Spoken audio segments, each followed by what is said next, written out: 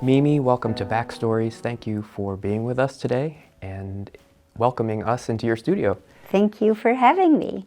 Our pleasure. Let's start at the beginning. Who were some of your early influences in music, and what set you on the path in music as a career? As you know, I'm quite old, so to think back all that way is going to take a little bit of my brain energy.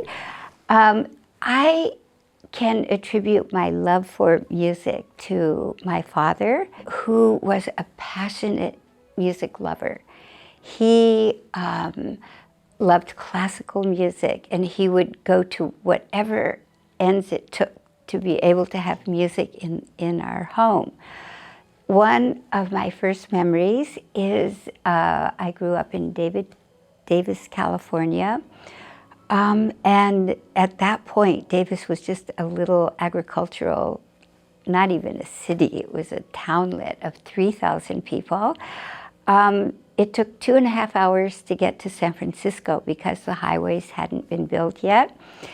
My father got up on the roof and put a huge antenna that could absorb the signal of the classical music station in San Francisco. Of course, my mother was petrified he would fall off. Every time there was a wind, I think he had to go outside and secure that antenna so it wouldn't fall over. But to that end, we had music blasting at a very high decibel. I'm not sure, maybe he was a little deaf, but the house would be vibrating with classical music, and I grew up in the morning with it, in the day if he was home, and at night, especially Saturdays at 1 o'clock, live from the Met, brought to us by Texaco. Mm-hmm. Who were some of your teachers early on as a violinist? My first teacher, her name was Winnie Madison.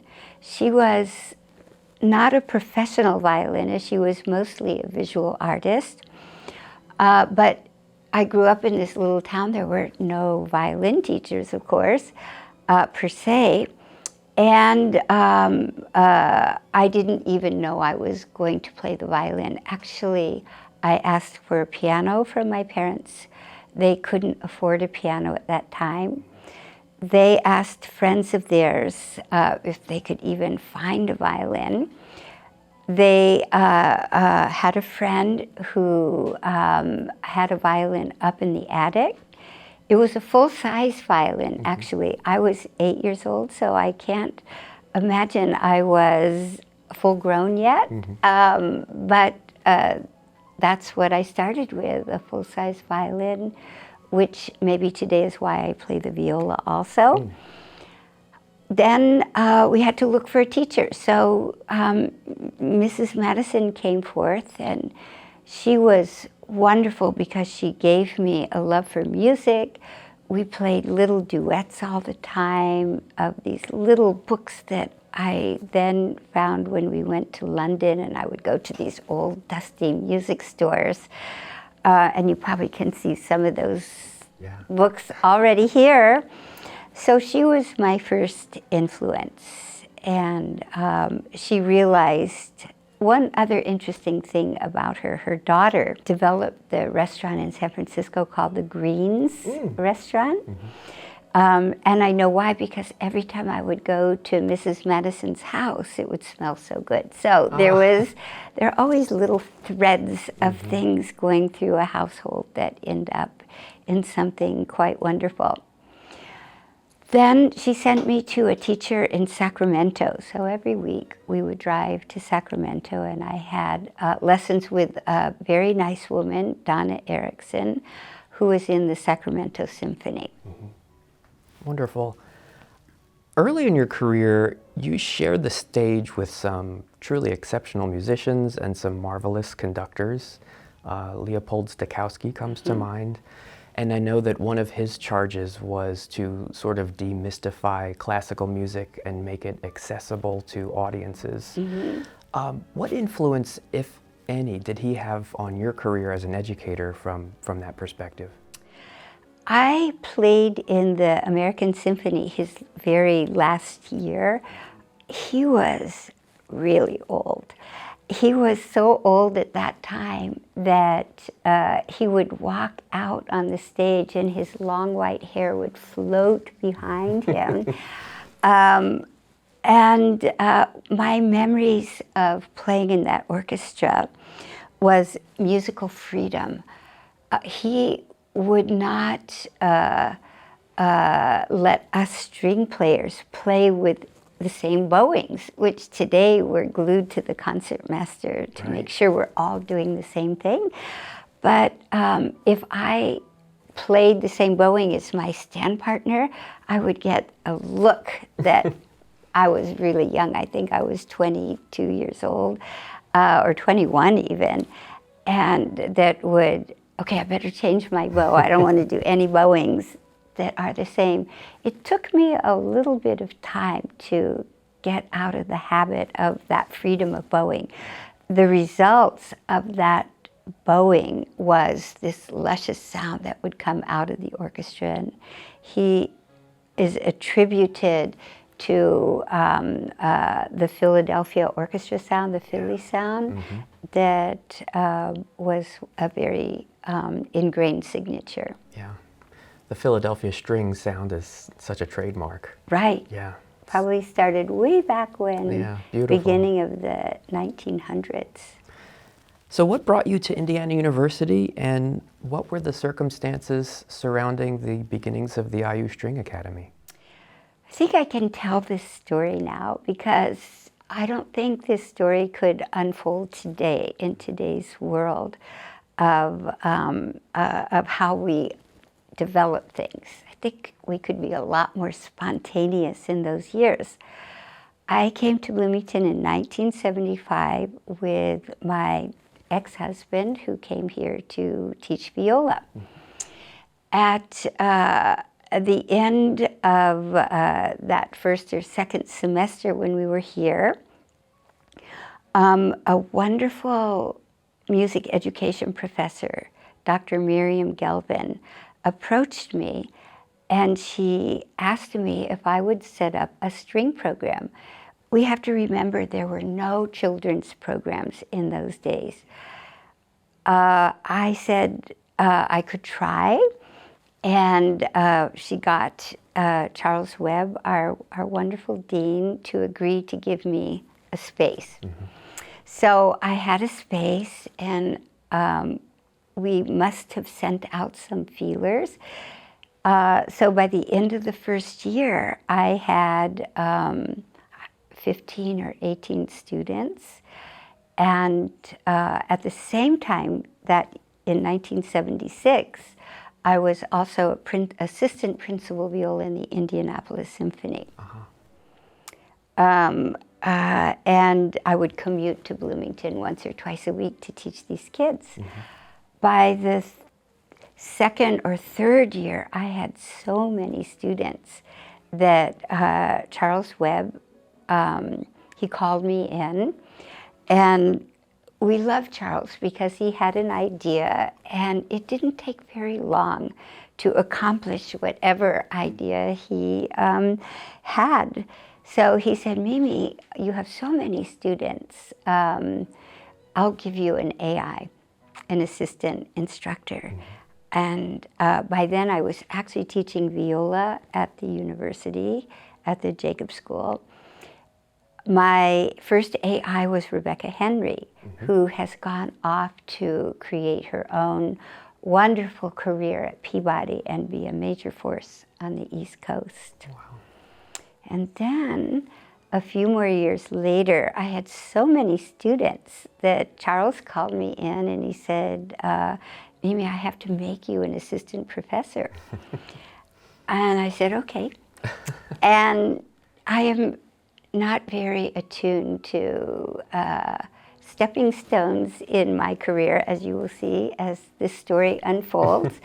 And a few years later, he called me in and he said, Mimi, I have good news. I have to make you an associate professor. And I was just teaching a lot of kids and a lot of university students at that point in developing the String Academy, and created the Summer String Academy in 1984. And then a few years later, he said, "I have really good news for you. You're a full professor." I said, "Great." Beautiful. Yeah. Speaking of the Summer String Academy, is it a continuation of the String Academy that happens during the academic year, or is it truly its own program? We're all interconnected. Some of my faculty from during the year, my wonderful colleague and friend Brenda Brenner, we've been working together for, I think, 33 or 34 years already. And we have been teaching in the Summer String Academy for years. And it is connected in that way in that I bring in some of the faculty, but it is an expanded, very expanded version. I was inspired to create the Summer String Academy after observing a few other summer programs. I went to Charles Webb again to a meeting that I thought would last at least half an hour because I had a proposal to create a summer program.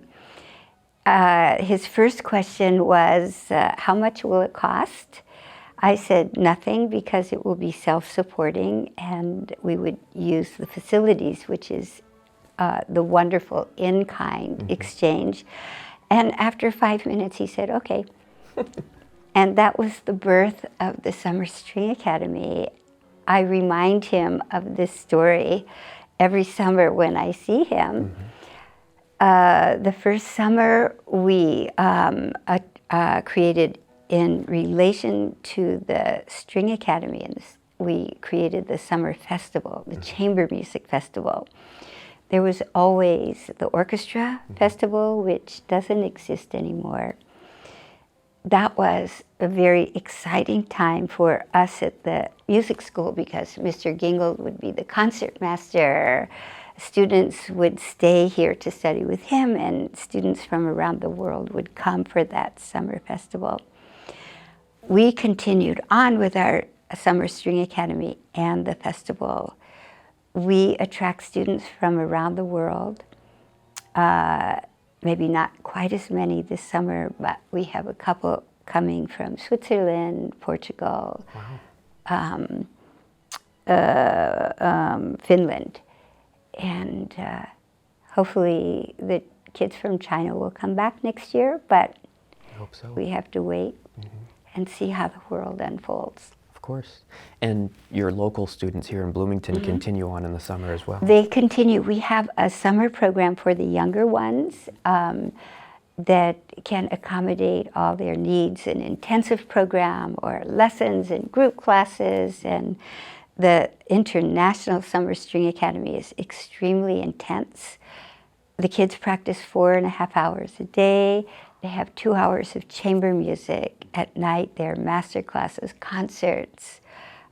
It is very inspiring for these kids. And you have a truly international faculty as well. So some very special musicians come in from throughout the world, and a lot of alums from your program teach here as well. Yes, Sarah Kapustin and her husband come from Holland, and she was a String Academy student for many years.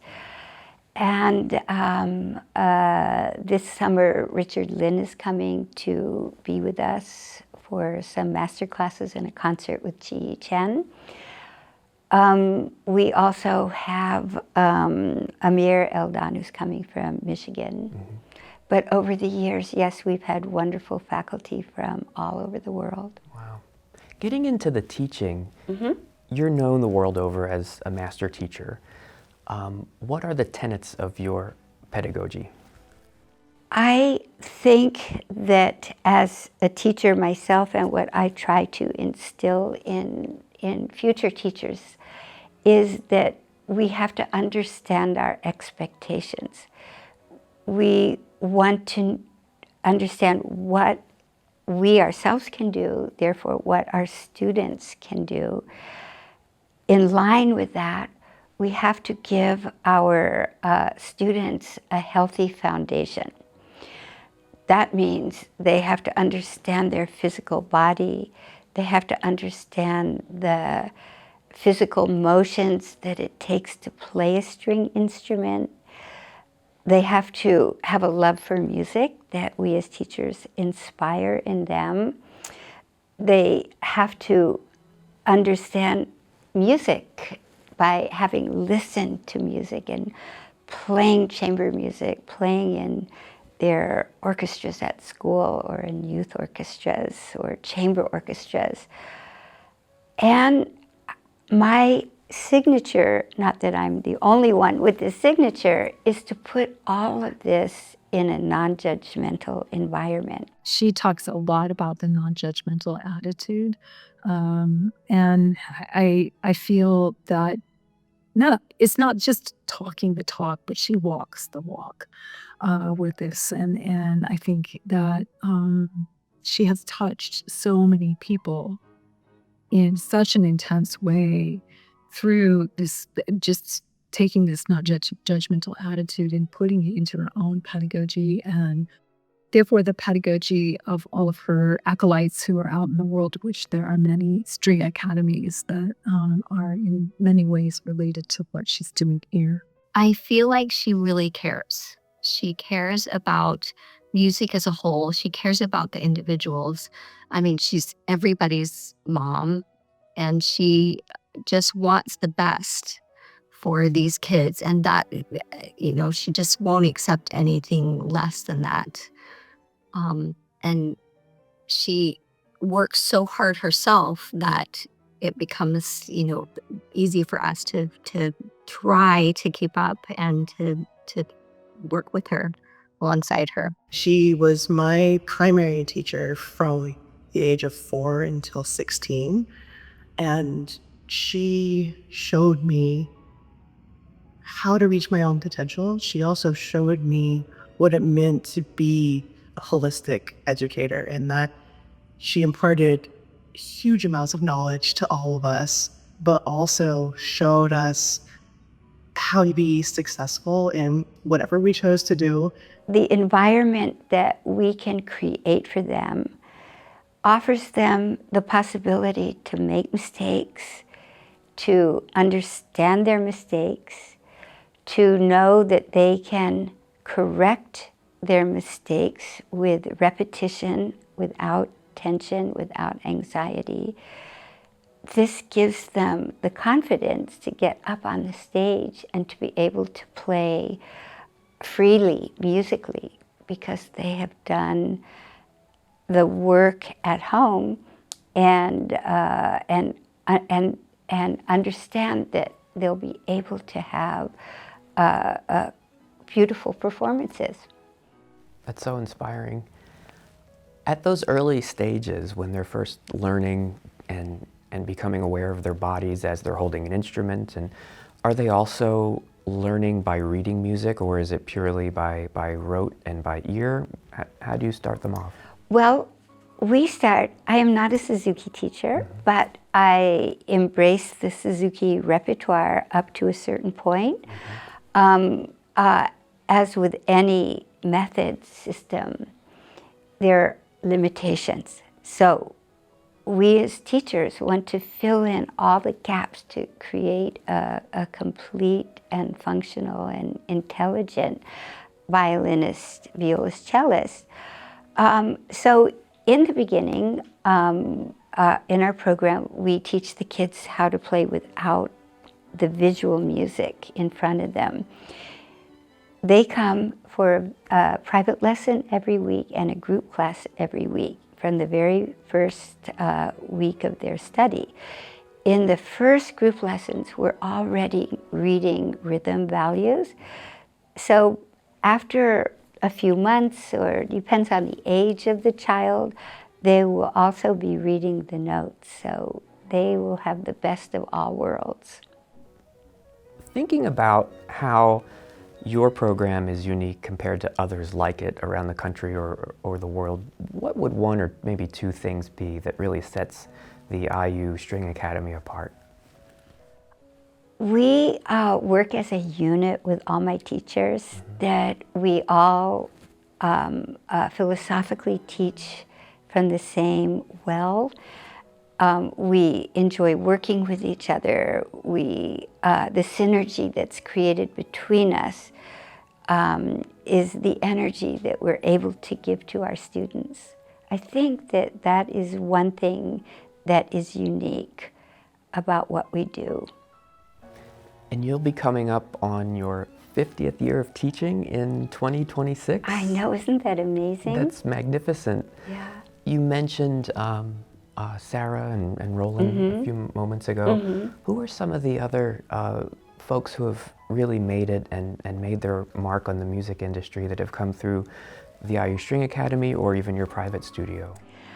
Well, of course, there's Josh Bell, whose mother still lives in town and with whom I speak as often as possible. I think there are different programs throughout the country and throughout the world that have modeled themselves on the String Academy. So there's programs in Milwaukee, in Switzerland, in Spain, in Kentucky, at Peabody, of course. So those we're kind of a family that we relate. Northwestern University with Stacia Spencer. There, I have students that are playing in orchestras, in chamber music, and teaching, and at different universities. So I think It's quite an impact. that would be my very biggest joy. You're also celebrating another milestone this year. Happy Diamond Jubilee, your 75th birthday. Looking back on your career as a player and an educator, what do you hope that others will view your legacy to be? Let me give you one more anecdote Sure. that has to do with Charles Webb, because I am extremely grateful to him for giving me this opportunity to make IU my home. I asked him a couple of years ago, I said, what is the most important thing that you feel you can do as an administrator?